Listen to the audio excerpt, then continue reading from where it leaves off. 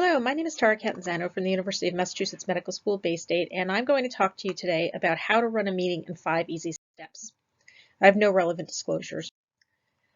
So the first part of running an effective meeting is to make sure that you have the right people at the table. Picking your attendees is very important to the success of running your meeting. Who should be invited to the meeting? What is the right size for the group? Who are the key stakeholders? All of those need to be considered as you're starting to plan for your meeting. The second thing that you need to do is to figure out what is the most effective time for the meeting. Now, some meetings are going to be standard and have set times. So, for instance, a recurring Thursday at 3 o'clock for a system meeting. However, many of these meetings come up on ad hoc bases.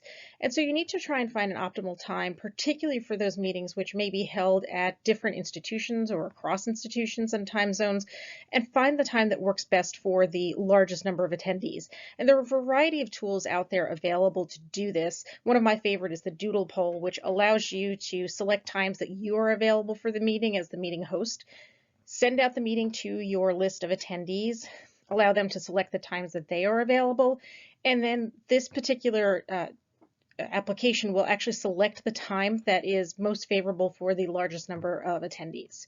So picking the time in a robust manner is very important for the success of your meetings to ensure that all attendees are available. The third tip for a successful meeting is to start and end on time. We all have a tendency to give the 5-minute fudge factor or the 10-minute fudge factor when we're starting meetings so that we give people time to trickle in and have a little bit of a buffer. That's not okay. We really need to try and start the meetings on time to be respectful of everyone's precious time and to end the meeting on time. So the meeting should end at the designated time or even in advance.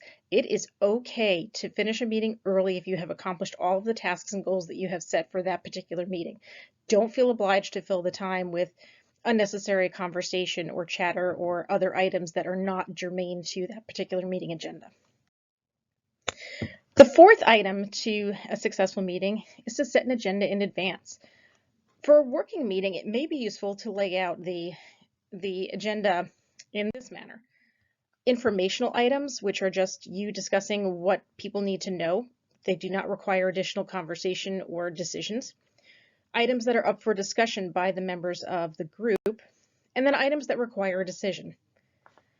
It is very important to send this agenda in advance and to assign any tasks that require assignment prior to the meeting so that people have accountability and know what is expected of them when they show up for the meeting. And then finally, hold people accountable. Assign tasks and dates for which items are due. Make sure that people have done them by the time of the meeting. That helps to move the meeting along and to accomplish the tasks and goals that are set for that particular agenda.